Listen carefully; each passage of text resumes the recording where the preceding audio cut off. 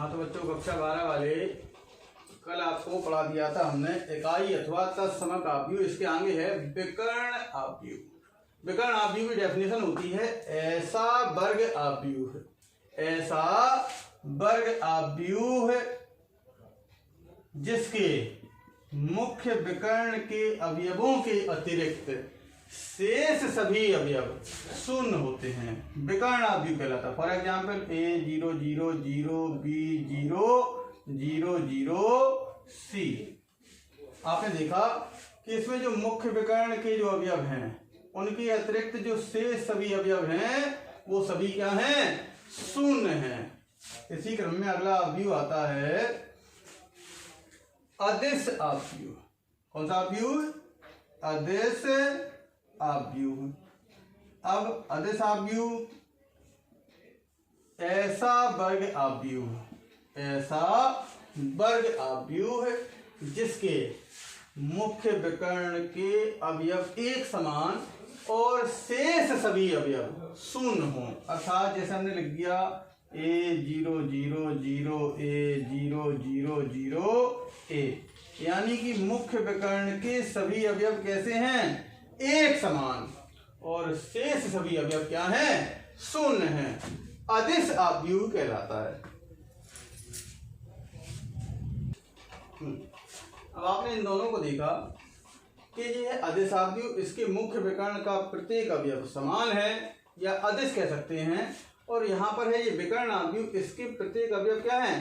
समान हो भी सकते हैं और नहीं भी हो सकते। यानी कि ये अदिश आव्यूह है, इसको हम विकर्ण आव्यूह कह सकते हैं, लेकिन इस विकर्ण आव्यूह को अदिश आव्यूह नहीं कह सकते। यानी इसका एक रिजल्ट निकला कि प्रत्येक अदिश आव्यूह एक विकर्ण आव्यूह होता है। इसके पहले हमने बताया था इकाई आव्यूह। इकाई आव्यूह में भी क्या होता है?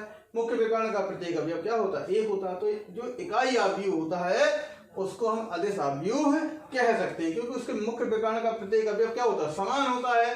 उस इकाई को हम विकर्ण आव्यूह भी कह सकते हैं। ठीक है।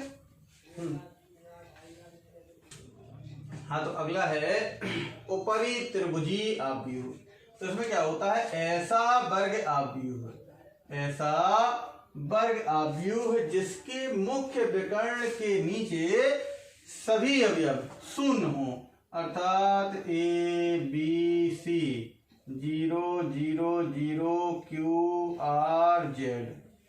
आपने देखा कि ये मुख्य विकर्ण है, इसके नीचे के जो अवयव हैं वो सभी क्या हैं? जीरो हैं। इसको बोलते हैं उपरी त्रिभुजीय आव्यूह। इसी क्रम में आता है, इसी का जस्ट अपोजिट, निम्न त्रिभुजीय आव्यूह। निम्न त्रिभुजीय आव्यूह इसमें होता है ऐसा वर्ग आव्यूह, ऐसा वर्ग आव्यूह जिसके मुख्य विकर्ण के ऊपर सभी अवयव शून्य हो, निम्न त्रिभुजीय आव्यूह कहलाता है। A0 0 PQ 0 और XY Z।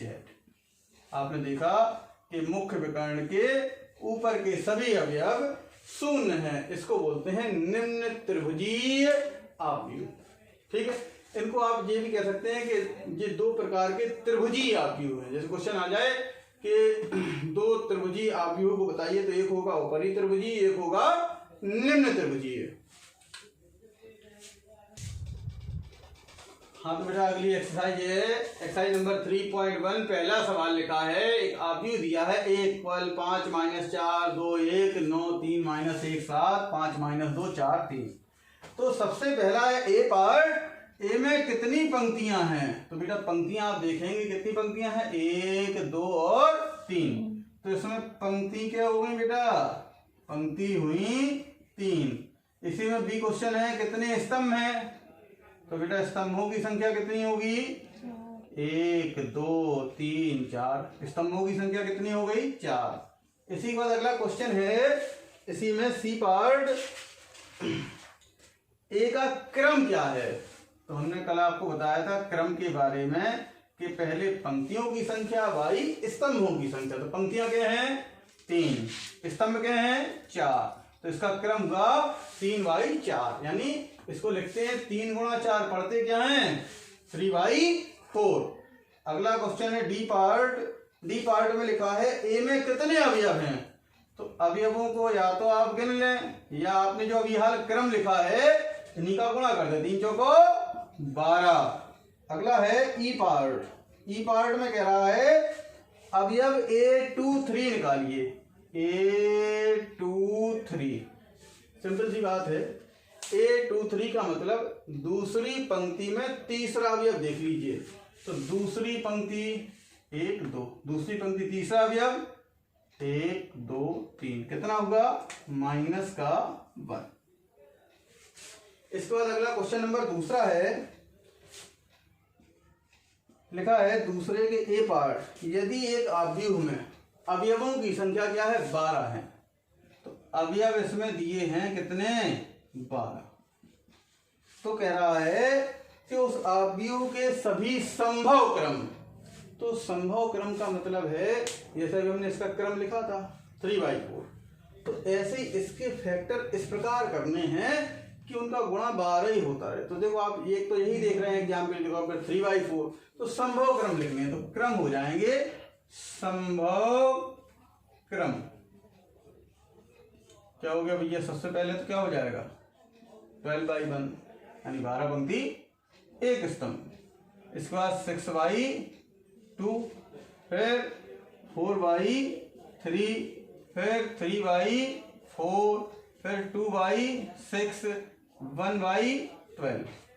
तो आपने देखा कि आप इन सभी का गुणा करके देखें 12 ही हो रहा होगा। लेकिन आप कभी ऐसा ना कर देना, ये यहाँ पर लिख दिया 8 और यहाँ पे लिख दिया कितना 3/2। तो यानी जो पंक्ति और स्तंभ होंगे वो बिल्कुल धन पूर्णांक होंगे, एक प्रकार से कह सकते हैं प्राकृतिक संख्या होगी। ऐसा नहीं होगा कि 1.5 पंक्ति हो जाए या 1.5 स्तंभ हो जाए, ये ऐसा कभी नहीं होगा। यानी संख्या जो होगी इनकी बिल्कुल प्राकृतिक होगी, पंक्तियों और स्तंभ होंगी। बी पार्ट में भी ऐसी क्वेश्चन है, यदि एक आव्यूह में अवयव 5 अवयव हैं तो उसके सभी संभव क्रम, तो अवयव रहे कितने 5, अवयव बराबर हो गए 5, तो संभव क्रम, तो इसके संभव क्रम हो जाएंगे 5/1, 1/5।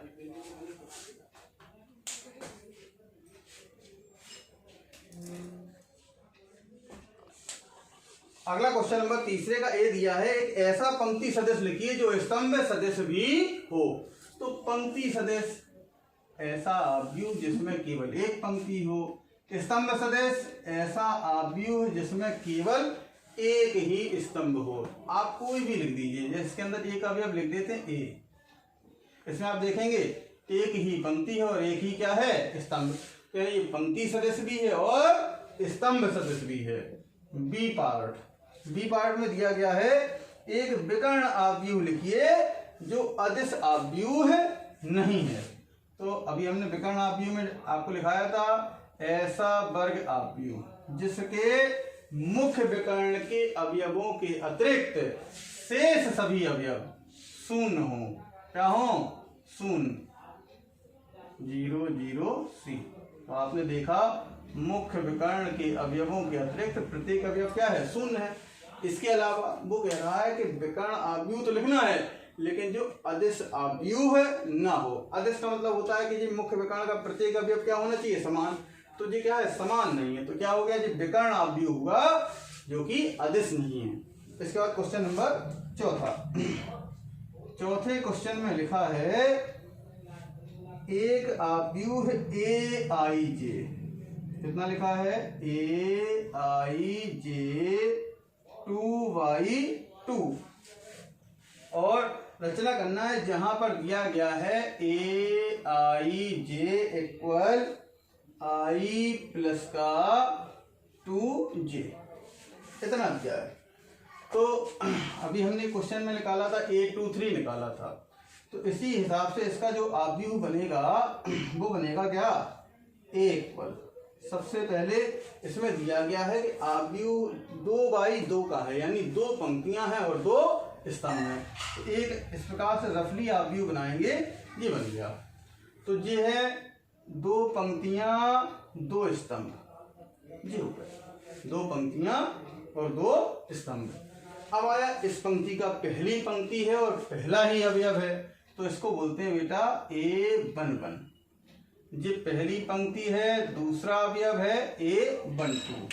ये दूसरी पंक्ति है, पहला अवयव है A21। ये दूसरी पंक्ति है, दूसरा अवयव है A22।